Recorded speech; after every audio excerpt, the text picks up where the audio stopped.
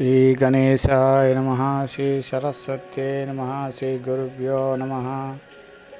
సద్గురు కృప కలుగుతున్నట్టు గుర్తు నామధారకుని వలె గురుమోహని గురించి తెలుసుకోవాలన్న జిజ్ఞాస అంతకంతకు అధికమవడం ఇదే నిజమైన భక్తికి చిహ్నం. 3-4 అధ్యాయాలు ఈ విషయాన్ని వివరిస్తాయి. సృష్టి వికాసం కోసం అవతరించిన అత్రి మహర్షి ఆ కార్యాన్ని నెరవేర్చడానికి తనను దత్తం చేసుకున్న పరమేశ్వరుడే దత్తాత్రేయుడు. అందుకు దోహదకారి అయిన దుర్వాస శాపాన్ని కూడా స్వీకరించాడు. ఆయన త్రిమూర్తి ఆత్మకు అయినందువలన గురు ధ్యాన శ్లోకం ఆయనకు సంపూర్ణంగా వర్తిస్తుంది. సిద్ధపురుషులందరిలో రూపంలో మానవాళిని సదా అనుగ్రహించేది ఆయనయే. అంటే భగవంతుడే మానవాళికి గురువుగా అవతరించిన దత్తాత్రేయుడు అన్నమాట. అందుకే దత్తావతారాలైన శ్రీపాద శ్రీవల్లభుడు, నృసింహ సరస్వతి, మాణిక్య ప్రభువు, అక్కల్కోట స్వామి, షిరిడి సాయిబాబా వంటి సద్గురులకు స్కాంద పురాణాంతర్గతమైన గురుగీతలోని గురుస్థుతి శ్లోకాలు యథాతథంగా సరిపోతాయి. అట్టివారినే ముముక్షువులు ఆశ్రయించాలని, తదన్యులను కాదని భగవద్గీత 4:34లో శ్రీకృష్ణుడు ఆదేశిస్తారు. ముముక్షువు ఇటువంటి దత్తావతారాల చరిత్రలను, బోధలను శ్రద్ధగా పారాయణ శ్రవణాదులు చేసి శ్రీ దత్తానుగ్రహానికి పాత్రుడవ్వాలి. అప్పుడే తగు రీతిన గురువు అనుగ్రహం ప్రాప్తిస్తుంది. అందుకే సాయినాథుడు తన భక్తుడైన కుశాభావ చేత శ్రీ గురు చరిత్ర 108 సార్లు పారాయణ చేయించారు. ఆ తర్వాతనే అతడు పూర్ణ దత్తావతారమైన సాయినాథుని అనుగ్రహానికి పాత్రుడు కాగలిగాడు. ఆయన నామధారకు నమస్కరించి, ఓ సిద్ధముని, మీరు నా సందేహాలన్నీ తొలగించారు. నాకు గురువు యొక్క యథార్థతత్వం తెలిసింది. మీకు జయము. ఇంతకు మీ నివాసం ఎక్కడ? మీకు భోజనమెలా లభిస్తున్నది అని అడిగాడు. సిద్ధయోగి అతన్ని కౌగిలించుకొని ఆశీర్వదించి నవ్వుతూ, నేనెప్పుడు శ్రీగురుని చెంతనే ఉంటాను.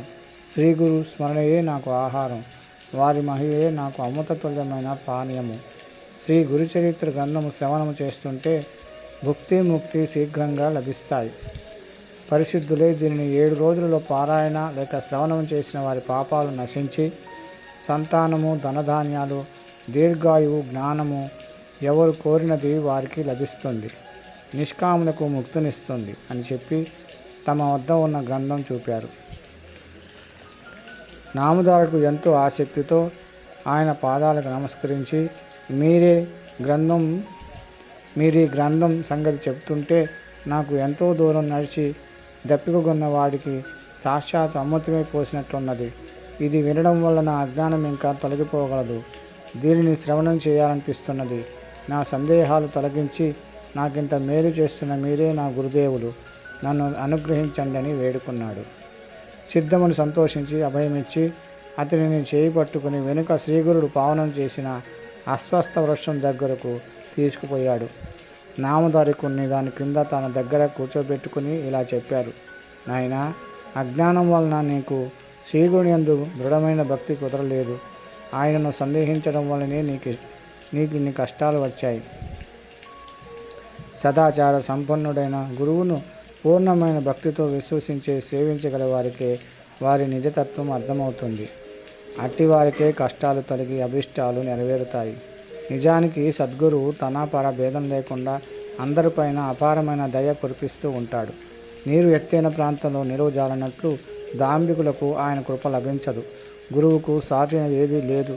కల్పవృక్షము, చింతామణి కోరినవి మాత్రమే ప్రసాదించగలవు కానీ గురువు మనం కోరని దాన్ని కూడా ప్రసాదిస్తారు.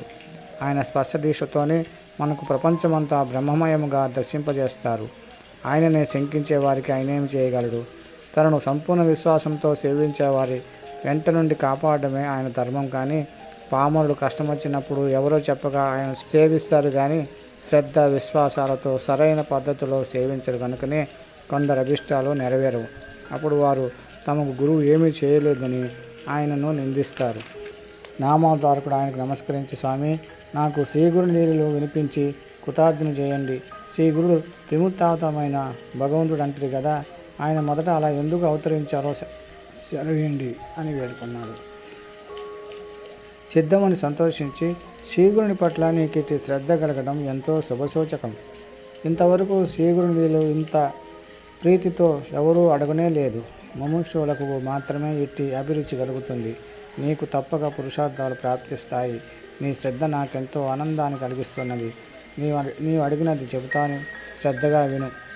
జగత్తుకు మూలకారమైన భగవంతుడు ఆయనము అనేక భావాలను సంకల్పించినప్పుడు ఆయన శక్తి త్రిగుణాత్మకంగా మారి బ్రహ్మ, విష్ణు, మహేశ్వరుడు రూపం ధరించింది. వాటిలో రజోగుణం ప్రకోపించినప్పుడు సృష్టికర్త అయిన బ్రహ్మరూపంలో ఆ శక్తే సర్వాన్ని సృష్టించింది. సత్వగుణం బలీనమై విష్ణు రూపంలో సర్వాన్ని పాలిస్తుంది. తమోగుణం బలీనమైనప్పుడు అదే మహేశ్వరుడై సర్వాన్ని సంహరిస్తుంది. అంతేగాని నిజానికి ఆ ముగ్గురికి భేదమే లేదు.